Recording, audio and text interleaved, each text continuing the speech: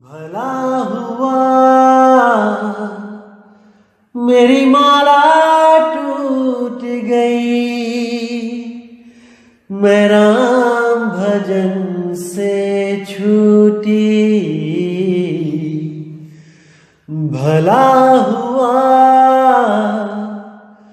मेरी माला टूट गई, मैं राम भजन से छूटी। मेरे सिर से टली बला, भला हुआ मेरी माला टूट गई, मैं राम भजन से छूटी। मैं राम भजन से छूटी। नमस्कार मेरे भाइयों, आज हम किसी वाणी पे विचार नहीं करेंगे। आज हम किसी ग्रंथ की वाणी नहीं लेंगे, लेकिन आज हम एक ऐसी वाणी लेंगे जिसमें बहुत गहरा भेद छुपा है, और जिस वाणी को बता बता के, दिखा दिखा के कुछ अधूरे संतों ने अपने आप को परमात्मा का अवतार घोषित कर दिया, अपने आप को सतगुरु कबीर घोषित कर दिया। तो आज उस वाणी पे से भी पर्दा हटा देंगे कि उस वाणी का क्या अर्थ है और वो वाणी कहां पर सटीक बैठती है।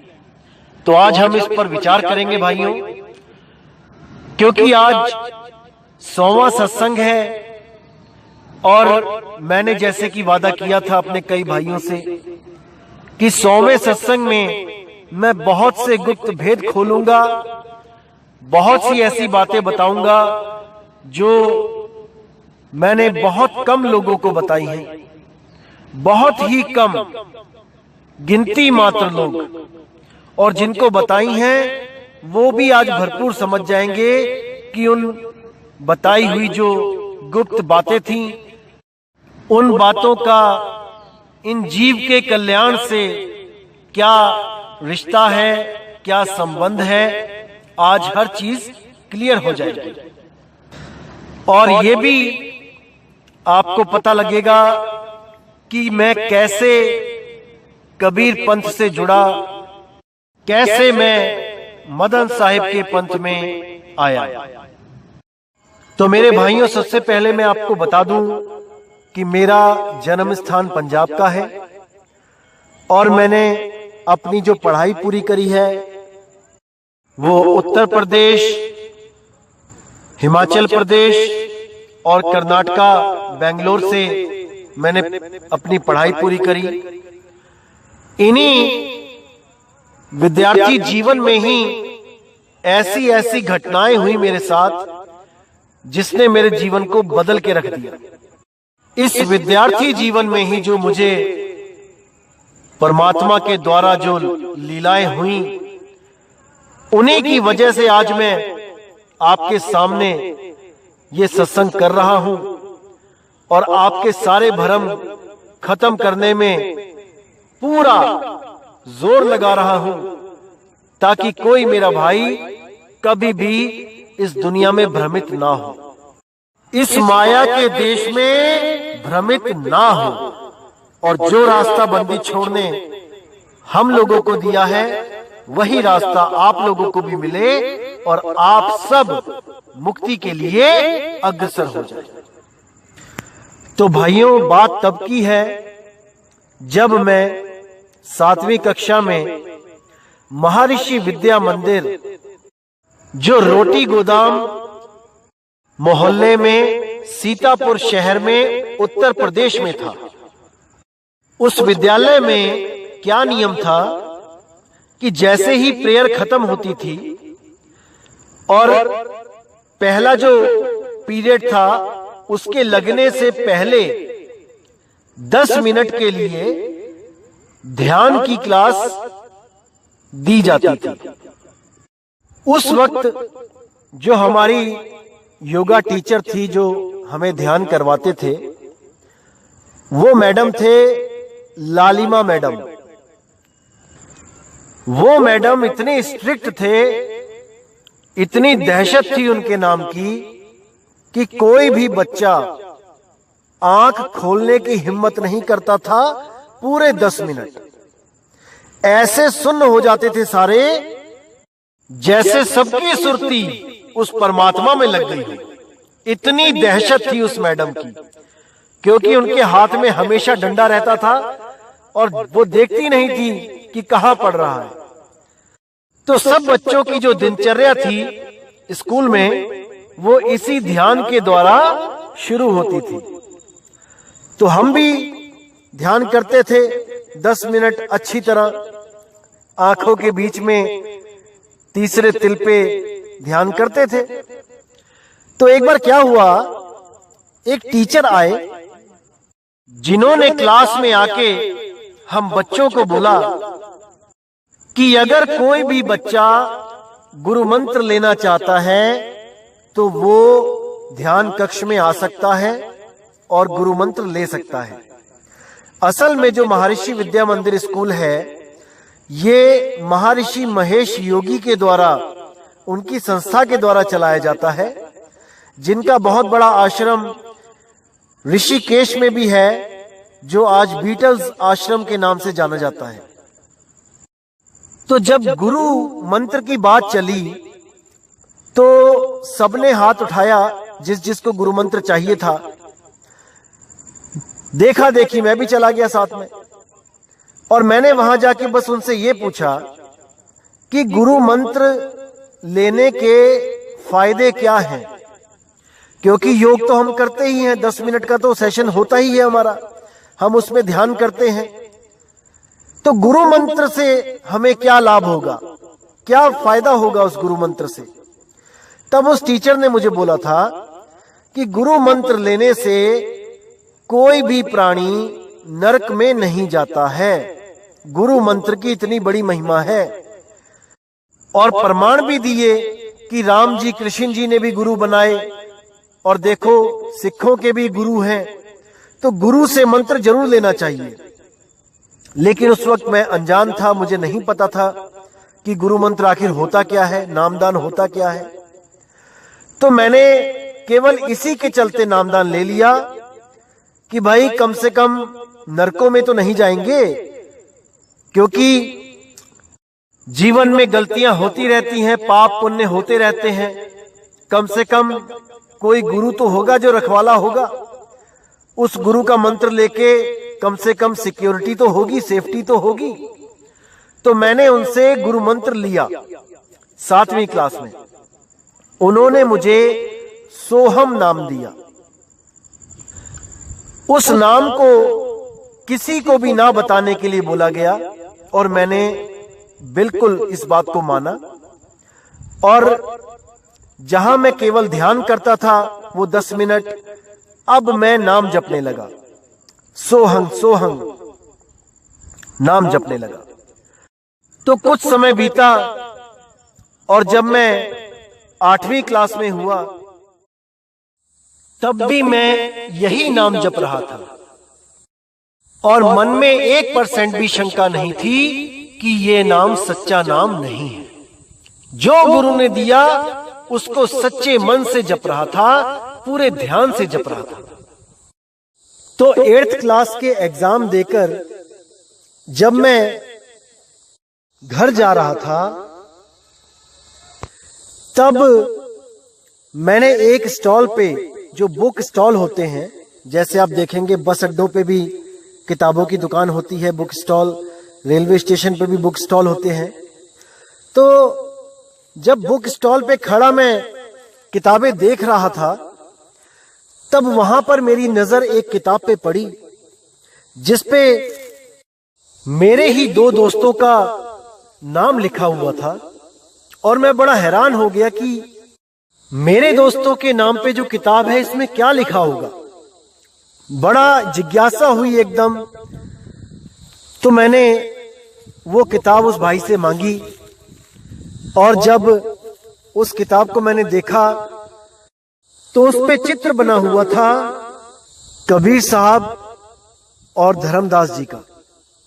तो जब मैंने उस किताब को खोल के पढ़ना शुरू किया, देखा उसमें क्या है क्या नहीं, इंडेक्स चेक किया, तो उस पे लिखा हुआ था कि परमात्मा के द्वारा 16 पुत्रों की उत्पत्ति, काल के द्वारा जीवों को नरकों में डालना, कबीर साहब के द्वारा नरकों में जाके जीव को बचाना, और भी बहुत सी ऐसी बातें जिनको पढ़कर मेरा मन एकदम विचलित हो गया कि ऐसा कैसे हो सकता है कि परमात्मा के केवल 16 पुत्र हैं।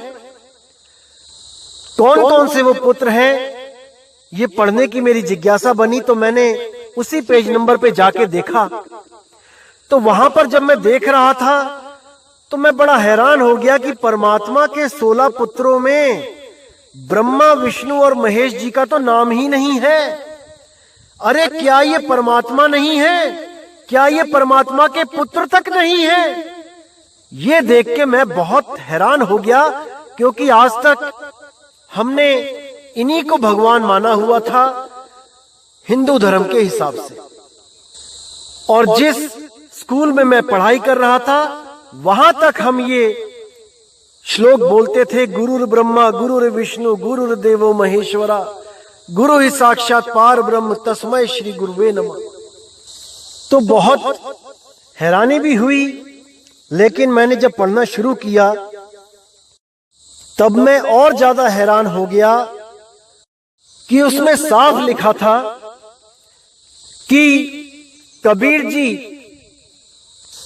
परमात्मा के दूसरे नंबर के पुत्र थे और काल 5वें नंबर का पुत्र था। और इसी काल ने उन लोगों को भी नरक में डाल रखा था जो गुरु का नाम जपते थे, जो गुरु के द्वारा दिया हुआ नाम पूरी श्रद्धा से जपते थे, जो वेदों पुराणों में दिए गए मंत्रों की पूरी श्रद्धा से जाप और पूरी श्रद्धा से गुरु भक्ति करते थे। उन सबको ही इस काल निरंजन ने नरकों में डाला। तब परमात्मा ने आदेश दिया कबीर साहब को कि जाओ और जीवों को छुड़ाओ। तो कबीर साहब जब वहां नरकों में गए तो नरक भी ठंडे हो गए। जब मैंने इतना पढ़ा तो मेरा दिमाग घूम गया, मन में शंका आ गई कि जो नाम मैंने लिया है, जो नाम मुझे दिया गया है, क्या वो सच्चा नाम भी है कि नहीं, कि पता लगा मैं भी नाम जप के नरकों में चला जाऊं। अब यही उधेड़ बुन मेरे दिमाग में चलती रही और मैंने वो किताब वहां बंद करके रख दी। उसके बाद मैंने जब सफर शुरू किया तो मुझे सफर में नींद आ गई। अब जैसे ही नींद आई वैसे ही सपने में मैंने क्या देखा कि मैं नरकों में पड़ा हूं और मैं कबीर कबीर चिल्ला रहा हूं, क्योंकि वो किताब पढ़ के मुझे इतना पता लग चुका था कि नरकों से निकालने के लिए केवल कबीर ही समर्थ हैं, क्योंकि परमात्मा ने बाकी पुत्रों में से किसी को नहीं कहा कि जाओ नरकों में उस काल से जीवों को बचाओ। केवल कबीर जी को ही आवाज दी ज्ञानी बोल के कि हे ज्ञानी जी आप जाओ और नरकों में जीवों को बचाओ। तो जब मैं भी करने लगा कबीर कबीर यानी मुझे बचाओ साहेब, तो वहां पे सपने में ही एक सफेद कपड़े पहने कोई मेरे सामने आके खड़े हो गए। अब मैं उनको देख रहा हूं और अरदास कर रहा हूं कि मुझे बचाओ, लेकिन हैरानी वाली बात यह थी कि केवल कपड़े ही थे, कोई शक्ल नहीं आई कि कोई आदमी कहूं या औरत कहूं। बड़ा हैरान, आवाज आ रही थी। तो मैंने कहा कि हे मालिक मुझे बचाओ, मैं तो परमात्मा का ही नाम जप रहा हूं, सोहंग नाम जप रहा हूं, तो मुझे नरक में क्यों डाल दिया गया। तब वो बोले कि जो तुम सोहंग जप रहे हो वो असली सोहंग नहीं है, वो असली नाम नहीं है। तो मैंने बोला कि महाराज फिर वो असली नाम कहां मिलेगा, कैसे मिलेगा? तब उन्होंने बोला कि सही समय आने दो, सारी दुनिया को सोहंग की सच्चाई पता लगेगी कि असली सोहंग क्या है और नकली सोहंग क्या है। तब मैंने पूछा कि महाराज अभी मुझे क्या करना है ये बताओ। तो उन्होंने साफ बोल दिया कि ये नाम मत जपो। और जैसे ही ये बोला वैसे ही मेरी आंख खुल गई। उसी दिन से मैंने सोहंग नाम जपना छोड़ दिया, बिल्कुल छोड़ दिया। अब दोबारा से वही मेडिटेशन, तीसरे तिल पे ध्यान करना शुरू कर दिया, बिना कोई नाम जपे। इस घटना के बाद जैसे एक आम विद्यार्थी अपने जीवन में अपनी पढ़ाई लिखाई में बिजी हो जाता है, वैसे ही मैं भी अपने पढ़ाई लिखाई में बिजी हो गया, दुनियादारी में उलझ गया। और इस वाक्य को, जो ये घटना थी, ये भी धीरे धीरे धीरे दिमाग से निकल गई। एक सपना समझ के इसको भी मैं भूलता चला गया। फिर कुछ साल बीतते गए और जब मैं 12वीं क्लास में पहुंचा तब मेरे साथ एक ऐसी घटना घटी कि जिसकी वजह से मेरा पूरा जीवन ही बदल गया। असल में क्या हुआ था कि मेरी चेतना शून्य महाशून्य में चली गई और वहां जाने के बाद मुझे ऐसा महसूस हुआ कि जैसे मेरी मृत्यु हो गई है। लेकिन इतना महसूस करने के बाद भी मैं सोच और समझ पा रहा था। इसका मतलब कि मेरी मृत्यु नहीं हुई थी, मैं जीवित था। तभी तो मैं सोच रहा था वहां पे कि ये मेरे साथ क्या हो रहा है। लेकिन मेरे हाथ पैर कुछ काम नहीं कर रहे थे। मैं जागता हुआ भी मुर्दों के समान लेटा हुआ था और मैंने पूरा जोर लगा रखा था कि मैं उठ सकूं, लेकिन नहीं उठ पा रहा था। तो मेरी चेतना शून्य महाशून्य में समाती हुई आगे बढ़ती रही और अंधकार को चीरती हुई आगे जाती रही। आखिर में जाके वहां पे मुझे 2 अक्षर मिले और बिल्कुल स्पष्ट मैंने उन्हें सुना। वो 2 अक्षर थे रा और मां। उन दोनों को मैंने स्पष्ट वहां पे महसूस किया और उसके साथ ही मैं भी जपने लगा, राम राम राम राम राम। और इस आस में कि मैं दोबारा जीवित हो जाऊंगा। वो एहसास इतना भयानक था कि उसको आज तक भी मैं महसूस कर सकता हूं। उस एहसास से मुझे ये तो पता चल चुका था कि मृत्यु बहुत खतरनाक चीज है। इस मृत्यु के आने से पहले इसका कुछ ना कुछ इंतजाम कर लेना चाहिए। तो जब मेरी चेतना वापस आई मैं बहुत खुश हुआ और बहुत मैंने धन्यवाद किया मालिक को कि मैं जिंदा हूं। लेकिन उसी दिन से मेरे मन में एक खोज पैदा हो गई कि मुझे इस मौत से छुटकारा चाहिए।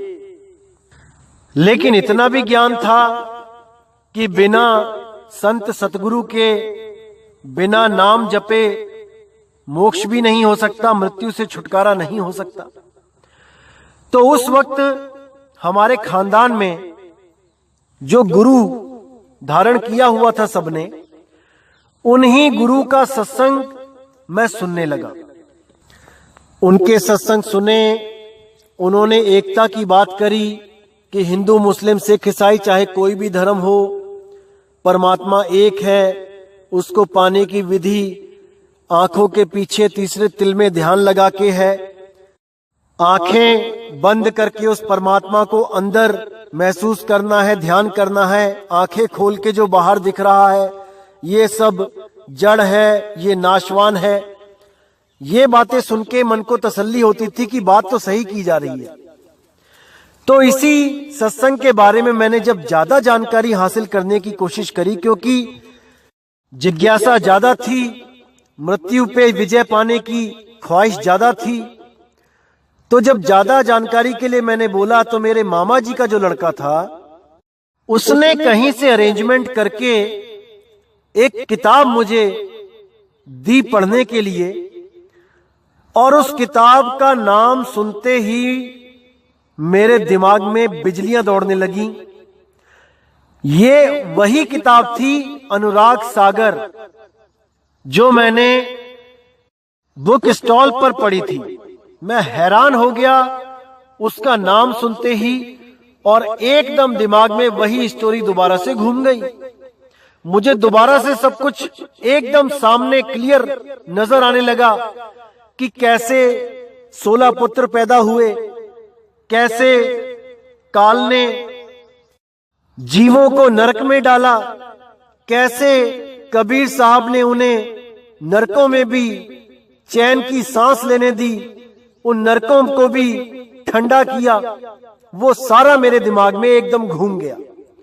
अब मैंने उस किताब को जब अपने हाथों में लिया और मैंने उसको पढ़ना शुरू किया, तो आप यकीन नहीं करेंगे, मात्र 1 दिन में मैंने वो पूरी किताब पढ़ दी। केवल 1 दिन में। दिन रात लगा रहा उस किताब को पढ़ने में, और एक बार नहीं, उसको मैंने 3 बार पढ़ा। एक एक चीज को ऐसा समझा कि अब दिमाग में शंका नाम की चीज नहीं थी, क्योंकि जिस राम का जिक्र उस किताब में भी आया है वो मेरे साथ प्रैक्टिकल हो चुका था। अब मेरे दिमाग से वो राम भी छूट गया था, क्योंकि मुझे तब लग रहा था कि शायद मैंने राम राम राम जपा है, इसलिए मैं वापस जिंदा हो गया। लेकिन अनुराग सागर को पढ़ के बिल्कुल स्पष्ट सामने आ गया कि राम नाम भी केवल भ्रमित करने के लिए ही काल निरंजन द्वारा प्रकट किया गया था। तो जब मैंने ये किताब 3-4 बार पढ़ ली, उसके बाद हर चीज समझ में आ गई कि कहां पे धोखा है और कहां पे मालिक की दया है। अब जब मैं नाम लेने के लिए वहां पहुंचा तो मुझे बड़ा दुख हुआ कि वो पंथ 25 साल से कम उम्र के लोगों को नाम ही नहीं देता था, और लड़कियों की उम्र 28 साल रखी गई थी। उससे पहले कोई नामदान नहीं। अगर शादीशुदा है तो भले नाम मिल जाए, अन्यथा कुंवारी लड़की 28 साल और कुंवारा लड़का 25 साल से नीचे नामदान की बात भी नहीं करते थे।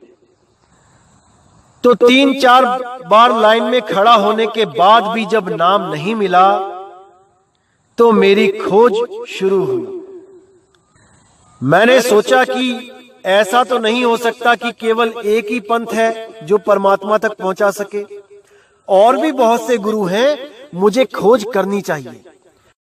फिर मैंने टीवी में सत्संग देखना शुरू किया, जिसमें आशाराम बापूजी, गुरु मां और सिखों के भी प्रोग्राम, ज्ञान का सागर, जिसमें बहुत ही अच्छा ज्ञान बताया जाता था, समझाया जाता था, गुरु ग्रंथ साहब के सिद्धांतों को बताया जाता था, बहुत अच्छे लगे। और दादा भगवान जी भी, उनका भी सत्संग काफी सुना, और भी कई आत्मज्ञानी जो सत्संग करते थे उनका सत्संग भी सुनने में आनंद आता था।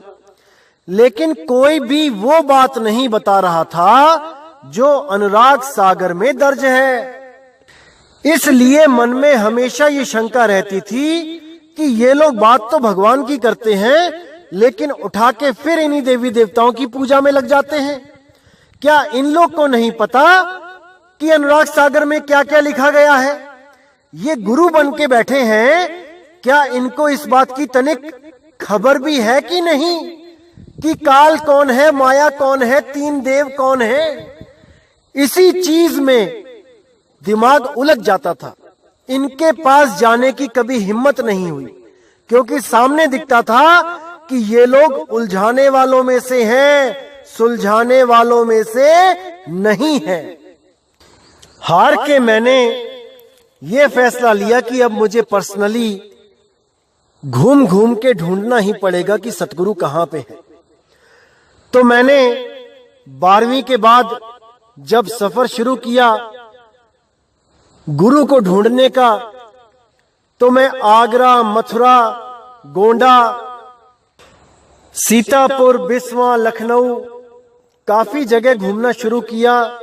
जहां जहां भी पता लगा कि कोई संत बैठे हैं जाकर उनसे बात करी, लेकिन कहीं भी मन को तसल्ली नहीं हुई। 1 साल इसी चक्कर में ड्रॉप कर दिया, पढ़ाई नहीं करी। उसके बाद सीतापुर से खैराबाद की तरफ जाते हुए कुछ 20, 25, 30 किलोमीटर दूर एक संत मिले जिनका नाम गुरुवचन दास था, जो कबीर पंथ पारक सिद्धांत के ही गुरु थे।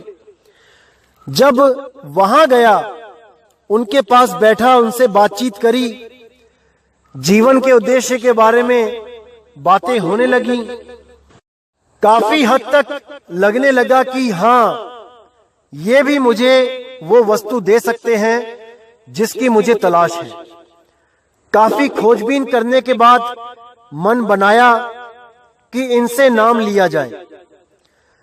अचानक क्या हुआ, इन्होंने मुझे एक ग्रंथ दिया, कबीर दर्शन, जो अभिलाख साहिब द्वारा लिखा गया था और जिसकी फोटो मैंने पिछले सत्संग में डाली भी है, जो पारक सिद्धांत के ऊपर ही सत्संग किया गया था, उसमें उस ग्रंथ की फोटो भी डाली है मैंने।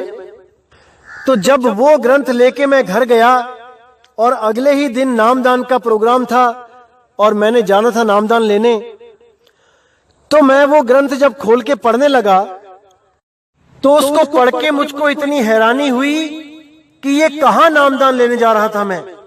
शुक्र परमात्मा का कि वो ग्रंथ मैंने पढ़ लिया था।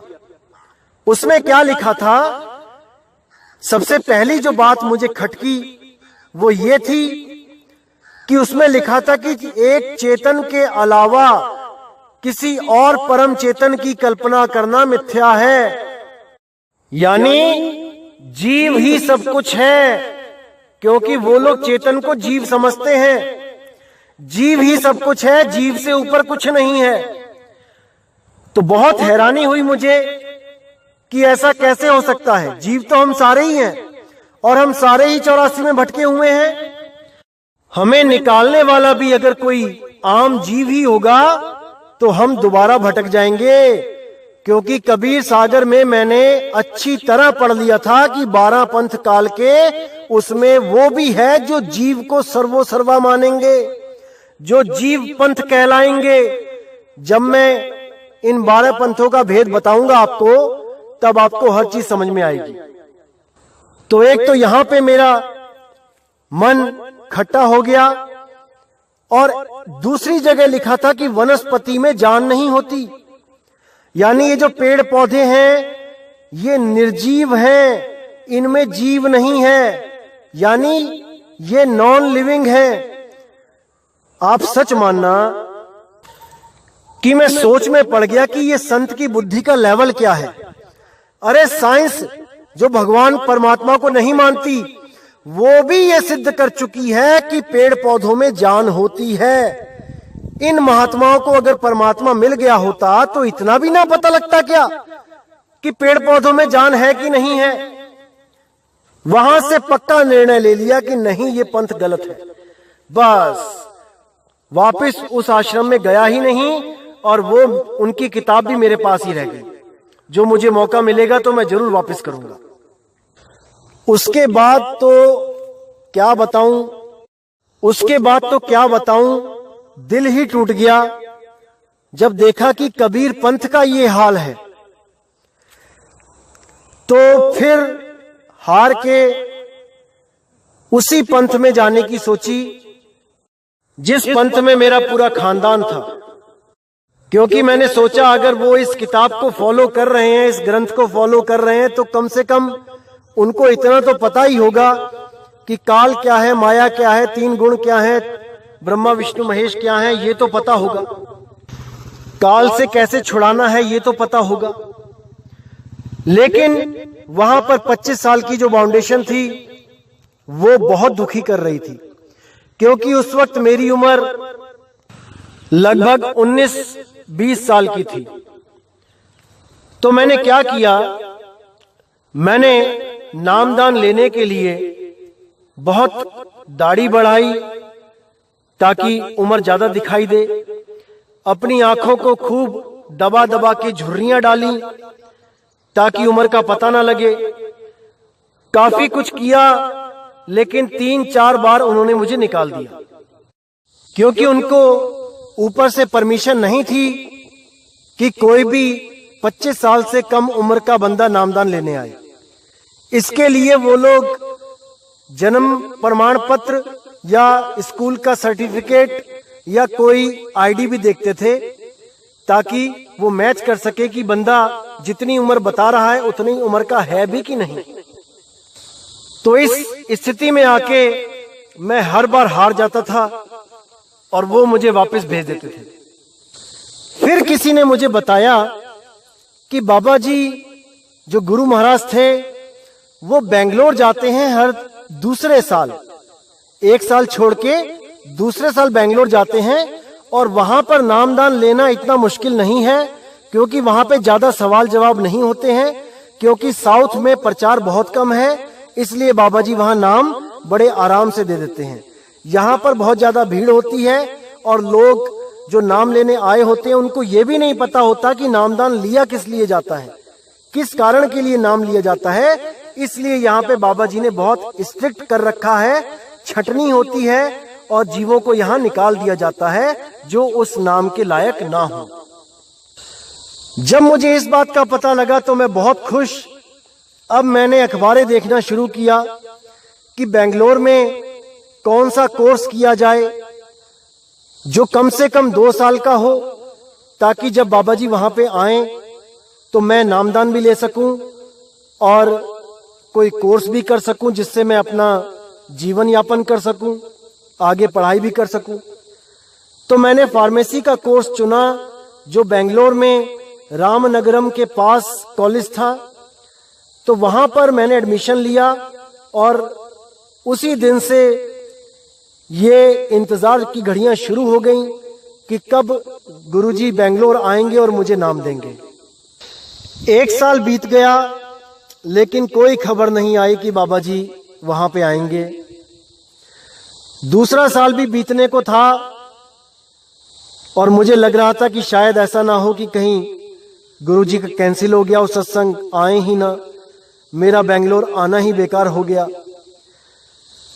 तो उन दिनों हमारे कॉलेज में गेम्स कंपटीशन चालू थे, जिसमें मैंने javelin throw, shot put, discus throw और चेस, शतरंज, इन चारों में फर्स्ट प्राइज लिया और पंजा लड़ाने में सेकंड प्राइज। लेकिन देखिए, जिस दिन हमें इनाम दिए जाने थे उसी दिन मुझे सुबह सुबह फोन आ गया कि आज बाबा जी बेंगलोर में आ रहे हैं और इस बार नामदान भी दिया जाएगा। तो मैं सुबह तड़के 3 बजे ही निकल गया और सत्संग घर में पहुंचकर सत्संग में शामिल हुआ। अब सब दोस्त देख रहे हैं कि स्टेज पे मेरा नाम बोला जा रहा है इनाम लेने के लिए, लेकिन नितिन गायब है, कहां रह गया भाई। तो मेरा ही एक सीतापुर का जो फ्रेंड था उसने जाके 5 बार स्टेज पे जाके वो प्राइज कलेक्ट किए और सब मुझे ढूंढते रहे कि आखिर मैं गया कहां हूं। तो जब 2 दिन के बाद मैं जब वापस लौटा तो सब फ्रेंड्स ने, दोस्तों ने पूछा कि भाई कहां चले गए थे। तब मैंने उनको बताया कि मैं सत्संग में गया था। लेकिन वहां पर नामदान का सेशन ही नहीं हुआ। किस्मत देखिए, इतना दुख हुआ कि जिस नाम के लिए मैंने घर से इतनी दूर बेंगलोर में एडमिशन लिया, जहां खाने पीने की इतनी दिक्कत थी, क्योंकि नॉर्थ इंडियन खाना तो बहुत मुश्किल से मिलता था, या तो साउथ इंडियन इडली, डोसा, सांबर, रसम, उप्पू, रंदई और पता नहीं क्या क्या, जिनका कभी नाम भी नहीं सुना था, और या तो गुजराती मेस थी, गुजराती खाना मिलता था, दाल मीठी, चावल मीठे, सब्जी मीठी, पानी मीठा। परेशान हो गए थे कि कैसे दिन बीतेंगे यहां पे। लेकिन मन में एक ही इच्छा थी कि आया हूं तो नाम लेके ही जाऊंगा। लेकिन दिल टूट गया जब नाम 2 साल रहने के बाद भी नहीं मिला। बहुत ज्यादा परेशान हो गया।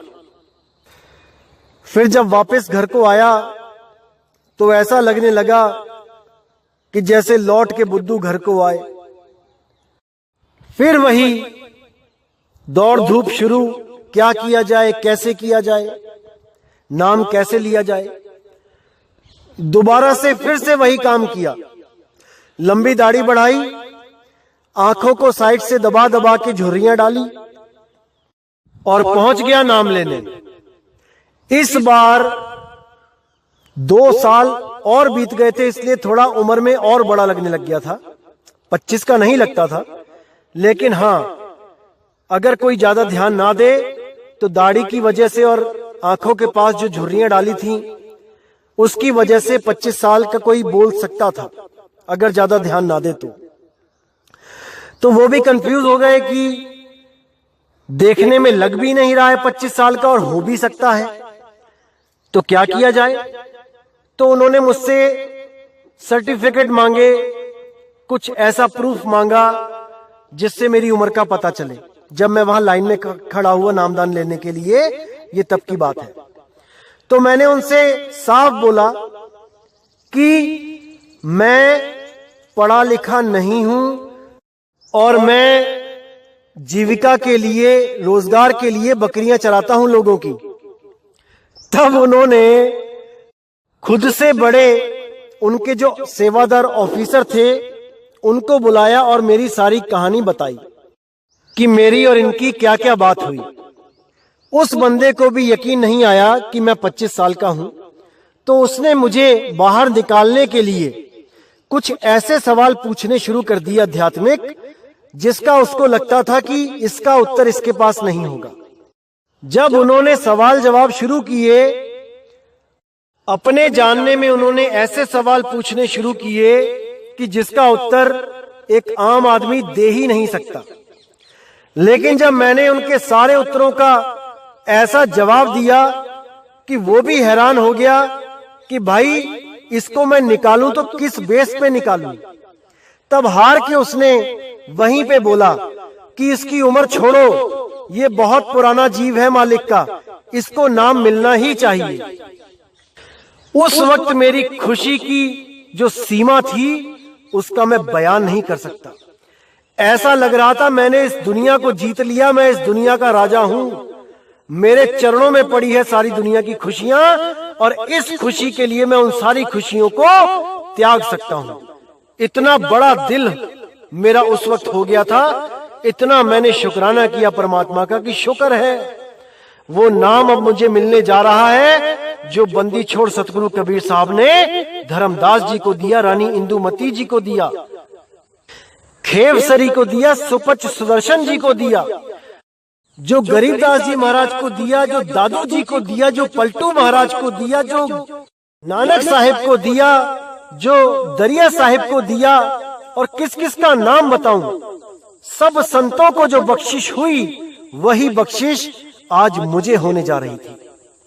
तो वहां से मैंने नामदान की पर्ची ली और एक एक पल जब तक नाम नहीं मिला उस मालिक का शुक्राना किया, रो रो के उसकी बंदगी करी, उसको याद किया। मेरे पूरे खानदान को नहीं पता लगने दिया मैंने यहां तक कि अपने घर में भी किसी को नहीं पता लगने दिया कि मैं नामदान लेने जा रहा हूं और मुझे नामदान की पर्ची मिल गई है। पूर्णतया गुप्त रखा इस चीज को। फिर वो दिन आया जब मुझे नामदान मिला। मुझे 5 नाम दिए गए जपने के लिए और कान बंद करके उस अनहद नाद को, उन 5 धुनों को सुनने का ज्ञान दिया गया। शुरू शुरू में मैंने जब भजन करना शुरू किया तब ही मुझे शंका होने लगी कि ये जो नाम मिला है, ये जो विधि मुझे मिली है, जाने क्यों ये सही नहीं लग रही। क्योंकि अनुराग सागर में कई जगह साहिब ने जिक्र किया कि ये सहज साधना है, इसमें शरीर को कोई कष्ट नहीं होता है। लेकिन जब कानों में उंगलियां दे दे के 1-1 घंटा हाथों की बस हो जाती थी, खून का सर्कुलेशन रुक जाता था, तो इतना दर्द होता था कि मैं सोच में पड़ जाता था कि ये क्या कर रहा हूं मैं, कि परमात्मा को पाने में इतना दर्द नहीं, कुछ ना कुछ तो गड़बड़ है।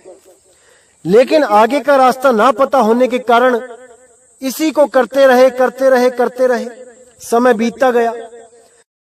फार्मेसी तो की हुई थी, नौकरी भी शुरू कर दी, लुधियाना में करी, फिर होशियारपुर में करी, फार्मा मार्केटिंग में मेडिकल रिप्रेजेंटेटिव की जॉब करी।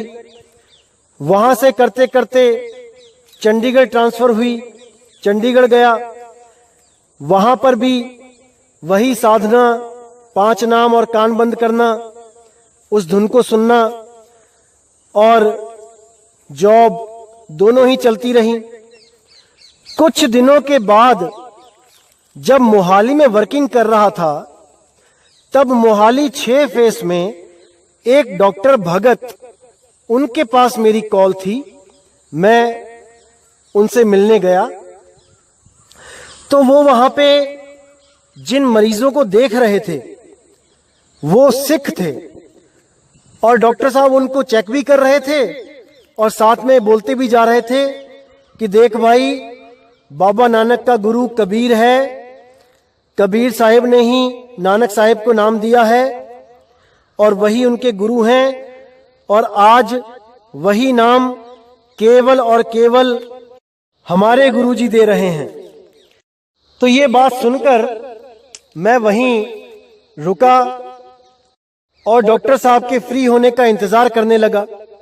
जब सब पेशेंट उन्होंने चेक कर लिए तब मैं केबिन में गया और मैंने डॉक्टर साहब से पूछा, मैंने कहा सर आप किस गुरु की बात कर रहे हो, क्या मैं जान सकता हूं कि आपका गुरु कौन है? क्योंकि कबीर साहब नानक जी के गुरु हैं, ये मैंने भी सुना है, ये मैंने भी पढ़ा है, लेकिन वो नाम क्या है इसके बारे में मुझे जानकारी चाहिए। आप मुझे बताइए कि कौन है आपके गुरु, क्योंकि मैं भी गुरु धारण कर चुका हूं, मैं भी आगे कुछ जानना चाहता हूं। तब उन्होंने कहा कि तुम्हारा गुरु कौन है पहले ये बता दो। तो मैंने कहा मेरे गुरु पंजाब में रहते हैं और मुझे 5 नाम की बख्शीश हुई है।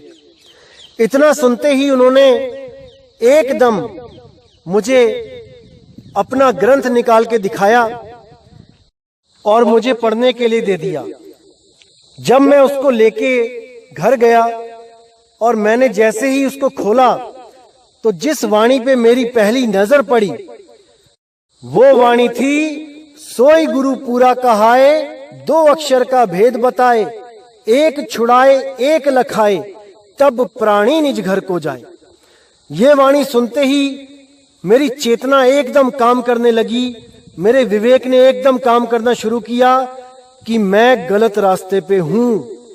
और जब मैंने उस किताब को बहुत अच्छी तरह एक एक चीज समझ के पढ़ी तब मेरे विवेक ने मुझे गवाही नहीं दी कि मैं इस पंथ में भी जाऊं। जो बरवाला में पंथ चल रहा था उसमें भी जाने को मेरे विवेक ने मना कर दिया, क्योंकि उसमें जो लिखा हुआ था कि पहले देवी देवताओं के मंत्र जपवाए जाएंगे, उनसे हमने ऋण लिया है, वो ऋण उतारना है, फिर काल का ऋण उतारना है, फिर अक्षर पुरुष का ऋण उतारना है। ये सब बातें मुझे मंजूर ही नहीं हुई। मैंने अंतर मन से पहचान लिया कि जिस पंथ से मैं जुड़ा था वो गलत है, लेकिन ये पंथ भी सही नहीं है। मैं ये भी पहचान गया था कि ये दोनों ही पंथ केवल उलझा रहे हैं, इनमें सुलझाने वाला कोई नहीं है। उसी वक्त मैंने अपने मामा जी को, जो हमारे इसी डेरे में सेवादार हैं जहां से मैंने नाम लिया था, उनको फोन किया और उनको बताया कि भाई मेरे पास जो ग्रंथ है उसमें जो वाणी है कि सतगुरु वो होता है जो 2 अक्षर का भेद बताता है और उन 2 अक्षरों में से एक को छुड़वा देता है, एक को लखा देता है। 5 नाम का तो जिक्र ही कहीं नहीं है। तो मेरे मामा जी ने कहा कि जो भी किताब तेरे हाथ लगी है उसको फाड़ के फेंक दे। मैंने कहा ठीक है मामा जी, इस किताब को तो मैं फाड़ के फेंक दूंगा, लेकिन जो मेरी बुद्धि में ये वाणी चिपक गई है इसको कैसे फेंकूंगा? इसका भी तो कोई हल बता दो कि संतों की वाणी मेरी बुद्धि से निकल जाए। तो वो बोले भ्रमित मत हो, जो गुरुजी ने कहा है वो कर। मैंने उसी वक्त वो किताब को साइड में रख दिया और हाथ जोड़े आसमान की तरफ परमात्मा से अरदास करी कि हे मालिक, अंधा कभी आंख वाले को नहीं पकड़ सकता। अब अगर आपने इतना रास्ता दिखाया है तो मेरे मालिक आगे का भी रास्ता आप ही दिखा सकते हो। मेरे बस की बात नहीं है कि अब मैं नौकरी छोड़ के कहीं उस गुरु को ढूंढने जाऊं जिसका मुझे अता पता भी नहीं पता है। तो मेरे मालिक अब आप ही हो, आप पे ही डोर छोड़ रखी है। तो जब ये घटना घटी उसके बाद मैंने उस डेरे में जाना भी बहुत कम कर दिया। जाता था कभी कभी, क्योंकि आगे का रास्ता नहीं मिला है तो कम से कम पीछे ही सेवा भाव करते रहो। लेकिन श्रद्धा नाम की चीज खत्म हो चुकी थी, क्योंकि असलियत खुल चुकी थी। लेकिन चलते रहे उसी के साथ। कभी कभी जाए आते थे डेरे पे। करते करते 2-3 साल और बीत गए। अब मैंने अपना रूम शिफ्ट करके चंडीगढ़ में मैं किसी और जगह चला गया। मैं जहां पे गया वहां पर मैं अपने जो कपड़े प्रेस करवाता था उस दुकान पे, वहां पर जो बंदा बैठता था वो शतरंज खेलने का काफी आदी था। वो और उसका एक मित्र हमेशा ही शतरंज खेलते दिखाई देते थे और मैं भी शतरंज का बहुत शौकीन था, इसलिए कपड़े प्रेस तो कराने जाता ही था। इसी बहाने बैठ के 2-4 शतरंज की बाजियां भी खेल लेते थे, टाइम पास हो जाता था। उस भाई की दुकान में भी अंदर दिल्ली वाले राधा स्वामी बाबा जी की फोटो लगी थी। तो इतना तो मुझे पता था कि ये भी सत्संगी है, लेकिन कभी इस बारे में कभी कोई जिक्र नहीं हुआ। केवल कपड़े देते हुए और कपड़े वापस लेते हुए राधा स्वामी कह के चले जाते थे। तो एक दिन मुझे छुट्टी थी, मैंने जॉब पे नहीं जाना था, तो मैं उस दिन उनकी दुकान पे गया तो वहां शतरंज ही खेल रहे थे। तो मैं भी वहां बैठ गया और बैठे बैठे खेलते खेलते खेलते बहुत लंबी बाजियां चली गई। 7 बाजियां खेली जिसमें 5 मैं जीता और 2 वो जीते। तो जब मैं वापस जाने लगा तो मैंने उन्हें बोला कि आज का दिन तो मेरे नाम है, आज 5 बाजी मैंने जीती हैं और 2 आपने जीती हैं। तो वो एकदम बोलने लगे कि नहीं, तुमने 2 जीती हैं, मैं 5 जीता हूं। तो मैंने सोचा क्या बुद्धि है इस भाई की। 2 और 3 में तो समझ में आता है कि एक आधा ऊपर नीचे चलता है, 4-5 में समझ में आता है कि हाँ भाई गलती हो जाती है, नहीं पता लगा, नहीं याद रहा कि कौन जीता, एक ज्यादा और एक कम। अरे 2 और 5 का क्या मेल है? 7 में से कोई 2 जीते, वो 5 कैसे कह सकता है कि मैं 5 जीता हूं। तो मैंने सोचा पता नहीं क्या बंदा है, कैसा इसका दिमाग है, कैसे ये बोल सकता है ऐसी बात, जबकि 5 मैं जीता हूं। तो उस भाई ने क्या बोला कि राधा स्वामी तो होंदे ही झूठे है। अब जब इतनी बात उसने बोली तो मैंने उसको बोला कि भाई आप भी तो राधा स्वामी हो, आपने भी तो राधा स्वामी की फोटो लगा रखी है अंदर, तो यानी आप भी झूठे हुए। तब वो बोला मैं नहीं राधा स्वामी, यानी मैं नहीं हूं अब राधा स्वामी, मैंने छोड़ दिया। तो मैंने उनको बोला भैया छोड़ क्यों दिया, क्या कमी थी गुरु में। तब उसने बोला कि ये 2 अक्षरों के भेद को नहीं जानते हैं, ये 5 नाम देते हैं। जब उस भाई ने ये बात बोली तो मेरा दिल कैसे धड़का वो मुझे पता है। उसी वक्त मेरे दिल को ये एहसास हुआ कि बंदी छोड़, 5 मैं जीता नहीं, 5 मैं हार गया, और 2 मैं हारा नहीं, 2 मैं जीत गया। यानी वो 5 नाम जो मैं रट रहा था वो मैं हार गया, और जो 2 नाम मुझे चाहिए थे वो आज मैं जीत गया। इतनी खुशी हुई मुझे उस दिन कि मैं आपको बयान नहीं कर सकता।